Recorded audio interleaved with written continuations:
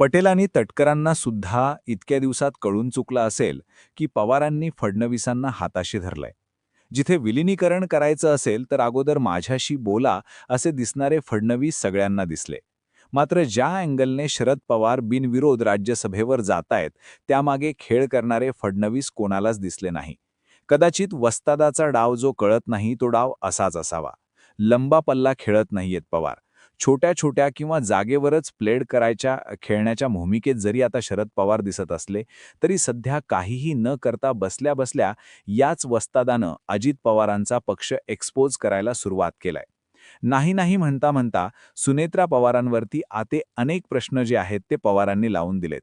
मुद्दा एक, अजित पवारांचं निधन झालं तो अपघात की घातपात या मुद्द्यावर रोहित पवारांनी जास्तीचं बोलायला पाहिजे होतं की सुनेत्रा पवारांनी 2 आमदार सरोज अहिरे यांनी जी खतखत प्रेस कॉन्फरन्स दरम्यान बोलून दाखवली, आमदार अमोल मिटकरी जे बोलून दाखवू पाहत आहेत, हसन मुश्रीफ जे सांगू पाहत आहेत, छगन भुजबळ जे सांगू पाहत आहेत, असे नौखे आणि ज्येष्ठ लोक सुद्धा अजित पवार गेल्यानंतर एक गट अजित पवारांचा जो की इशारा पटेल आणि तटकरेंकडे आहे तो गट कशा पद्धतीनं सुनेत्रा पवारांभोवती चक्रव्यूह आखतोय आणि सुनेत्रा पवार त्या मुद्द्याकडे कशी डोळेझाक करताय हे अधोरेखित करत असताना सुनेत्रा पवार किती प्रकारच्या राजकीय मास्टरमाइंड आहे हे दिसण्यासाठी याच लोकांचे डॉट कारणीभूत ठरतायत.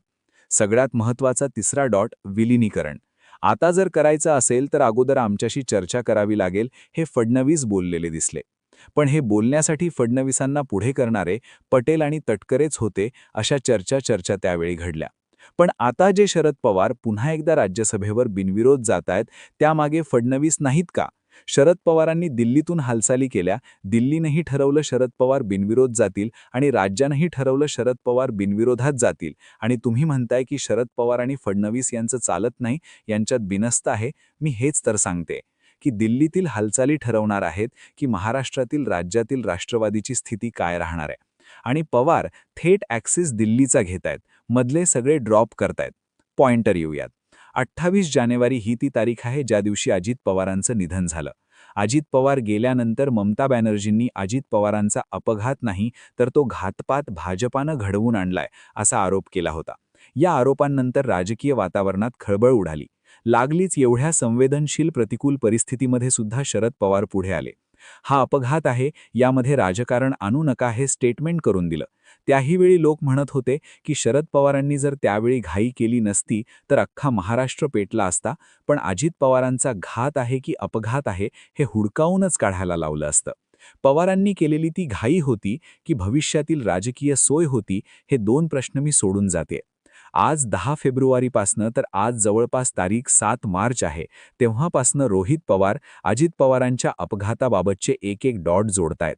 पटेल तटकरे हे लोक कशा पद्धतीनं पक्ष गिळंकृत करण्याचा प्रयत्न करतायत हे सांगतायत. पण रोहित पवारांना राज्यातील नेतेही तेवढं वेटेज देईनात आणि महाराष्ट्राबाहेर दिल्लीतूनही तेवढं वेटेज भेटेना. थोडासा जर याला टर्न दिला आणि रोहित पवार जी भूमिका घेतायत तीच भूमिका शरद पवारांनी घेतली तर खरोखर राजकीय परिस्थिती अशीच राहील का, या मुद्द्यावर विचार करणं गरजेचं नाही का? रोहित पवारांची एक भूमिका, अमोल मिटकरींची एक भूमिका, महाराष्ट्रातील अजित पवारांना मांडणाऱ्या लोकांची एक भूमिका आणि दुसरीकडे शरद पवारांची तिसरीच भूमिका. शरद पवार त्याही दिवशी म्हणजे पहिल्या दिवशी अपघात म्हटले, ते आजही अपघात म्हणतायत. ते असं म्हणत नाही की त्यावेळी माझ्या लक्षात आलं नाही, हा घातपात असू शकतो.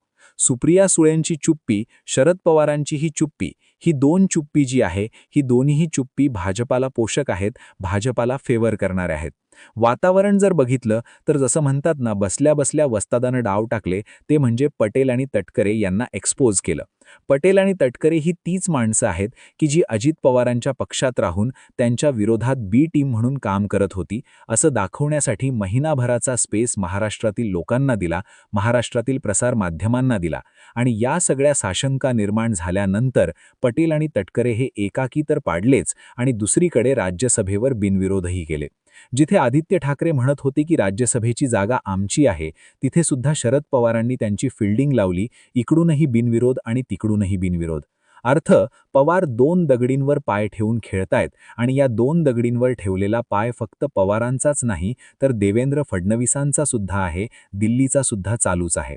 हे म्हणायला ठीक, सुनेत्रा पवारांकडे आता राष्ट्रवादी आली, राष्ट्रवादीच्या अध्यक्षा त्या झाल्या, तर अजित पवारांनी स्थापन केलेला पक्ष वेगळा असेल, विलिनीकरण आम्ही थांबवलं, फक्त 4 वर्षांसाठीचा हा सस्पेन्स.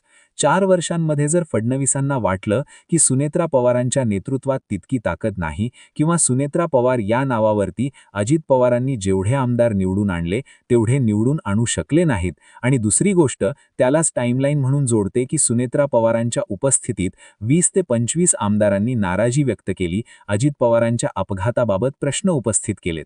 आणि या झालेल्या बैठकीमध्ये सुनील तटकरे नव्हते. सुनील तटकरे नसतानाच आमदार मनमोकळ्या प्रमाणानं जर सुनेत्रा पवारांसोबत बोलतायत किंवा बोलताना दिसतायत, याचा अर्थ आमदारांना सुद्धा पटेल तटकरे ही लोक जड वाटू लागली आहेत. हीच आमदार जर पवारांकडून 2029ला शिफ्ट झाली तर फडणवीसांना त्यांचा टर्न चेंज करायला कितीचा वेळ लागणार आहे.